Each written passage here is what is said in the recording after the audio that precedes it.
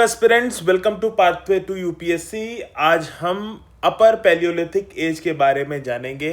हमारे पढ़ाई करने का जो पैटर्न है वो आपको पता है, PYQ based, point two point. जो चीज़ें एग्ज़ाम में आने वाली हैं, एग्ज़ाम सेंट्रिक स्टडी होगी, कोई भी इधर उधर की बातें नहीं होंगी। So let us start. और प्लीज़ यार थोड़ा सब्सक्राइब करो, थोड़ा सा बूस्ट करो चैनल को, ताकि मैं और बेहतर तरीके से जो अपने कलर्स हैं वो आपको दिखा सकूं कि आप कितना बेहतरीन यहाँ से सीख के जा सकते हो मेरे चैनल से। तो प्लीज़ इसको थोड़ा सा बूस्ट करो मेरे चैनल को।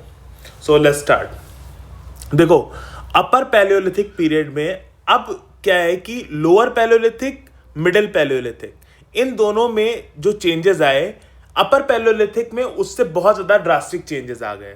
ठीक है, अपर पैलियोलिथिक में आपको बहुत अलग चीज़ें देखने को मिलेंगी। अब थोड़ा सा एडवांस लेवल, ज़्यादा एडवांस लेवल चीज़ें देखने को मिलेंगी।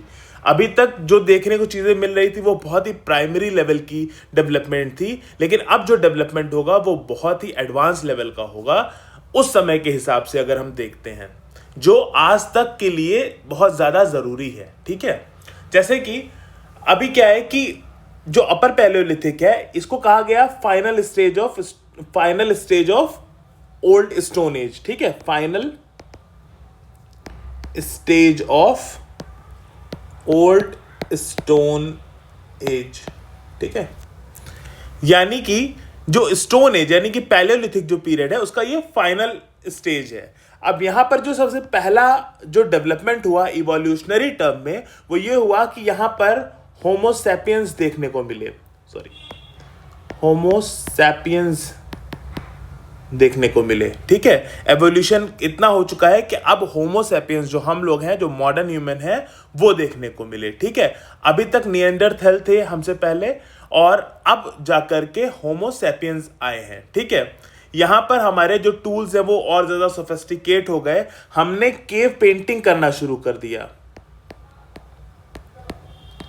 केव पेंटिंग्स करना शुरू कर दिए, हमने कार्विंग्स करना शुरू कर दी। अब जानते हैं कि पेंटिंग करना है, कार्विंग करना है, तो उस तरीके के इंस्ट्रूमेंट हमारे पास होने चाहिए। यानी कि हमारा ब्रेन इतना डेवलप हो चुका है कि हम इस तरीके के इंस्ट्रूमेंट डेवलप कर रहे हैं जो कार्विंग करने के लिए, पेंटिंग करने के लिए यूज में आ सकते हैं। ठीक है, अब देखिए, अभी हम हंटिंग और गैदरिंग का जो लेवल है उसमें और एडवांस हो चुके हैं, और उसको बेहतरीन तरीके से हम करने लगे हैं। अब देखो, जो एग्जाम सेंट्रिक, जो बहुत ही इंपॉर्टेंट एक पॉइंट जो मुझे लगता है कि एग्जाम में पूछा जाएगा और पूछा जाता है, वो ये है कि evidence of fire from upper palaeolithic cave in Kurnool. देखो, एविडेंस ऑफ फायर, ठीक है, कहां पर? कुरनूल में। आप लोग कमेंट करके बताइए कि लास्ट लेक्चर में हम लोगों ने फायर एशेस का एविडेंस कहां पर देखा था। ठीक है, आप कमेंट में बताइएगा। ठीक है, कुरनूल एरिया में, एंड जिसका डेट है 16,000 ईयर्स अगो। ठीक है, 16,000 ईयर्स अगो। ठीक है, अब बेलन वैली में इस टाइम पीरियड में हमें देखने को मिला कि बोन ऑफ मदर गॉडेस। ठीक है, मदर गॉडेस का बोन देखने को मिला। ठीक है, बेलन वैली में। ठीक है, तो ये सारी चीजें अपर पैलियोलिथिक पीरियड में हमें देखने को मिलती हैं। जैसे कि जो पेंटिंग्स थी, पेंटिंग का एविडेंस कहां मिलता है? भीमबेटका में पेंटिंग का जो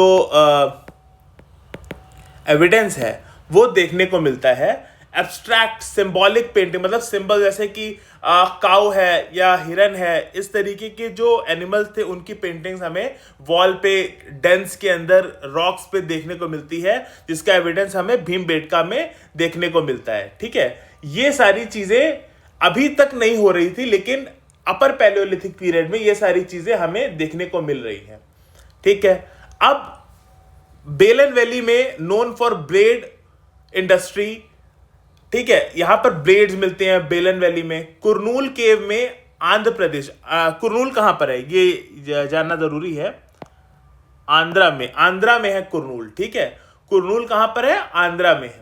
भीमबेटका में जैसे हम लोगों ने जाना कि पेंटिंग, अब भीमबेटका में देखिए एक एक इंपॉर्टेंट बात है कि भीमबेटका में तीनों लेवल के, मतलब कि क्या कहते हैं कि लोअर पैलियोलिथिक, मिडिल पैलियोलिथिक और अपर पैलियोलिथिक, तीनों स्टेजेस में कुछ कुछ एविडेंस मिलते हैं भीमबेटका बहुत ही क्रूशियल रीजन है जब हम आर्कियोलॉजी में जाते हैं अपने स्टोन एज के जो एविडेंसेस भीमबेटका में बहुत सारे मिलते हैं, मतलब आपको मिलते ही चले जाएंगे।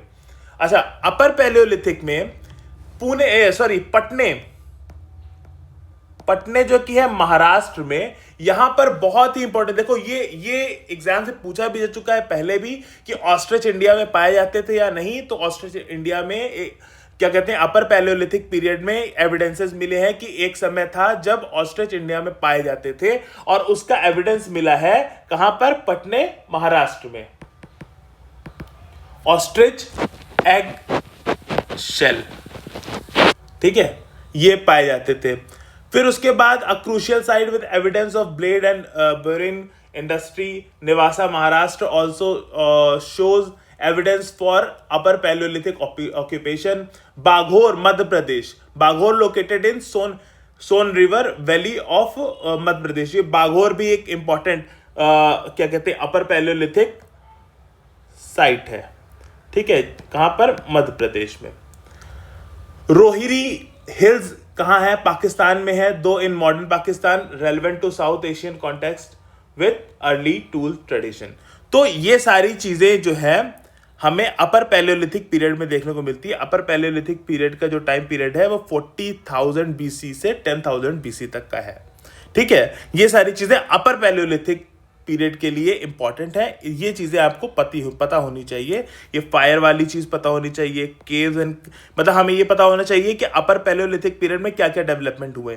देखिए, Homo sapiens, cave painting, fire का एविडेंस मिला, मदर क्या कहते हैं गॉडेस का बोन मिला, ठीक है, भीमबेटका में जो पेंटिंग्स मिली हैं, ठीक है, ऑस्ट्रिच का शेल मिला इस टाइम पीरियड में। तो ये सारी जो चीजें हैं, इंफॉर्मेशन है, जो एविडेंसेस हैं, they are very relevant for your exams. So we have studied till now exam centric, exam basis और PYQ बेस्ड हमने अभी तक पढ़ाई की है। आई होप आपको चीज़ें समझ में आ रही हैं। जो भी आपको डाउट है वो मुझे कमेंट में आप बताएं, उस हिसाब से मैं आपके हिसाब से भी करने की कोशिश करूंगा। लेकिन इस बात पे श्योर रहिए, आप मुझे मेरे पर ट्रस्ट रखिए कि हम जो भी पढ़ेंगे, ये मत सोचिए कि इतने में क्या होगा, हम जो भी पढ़ रहे हैं इसमें से क्वेश्चन आएंगे, चाहे आप मुझसे लिखवा लीजिए। थैंक यू, मेरे साथ बने रहें, चैनल को सब्सक्राइब करें और फॉलो शेयर करें, लोगों को, अपने दोस्तों को भी शेयर करें। Thank you.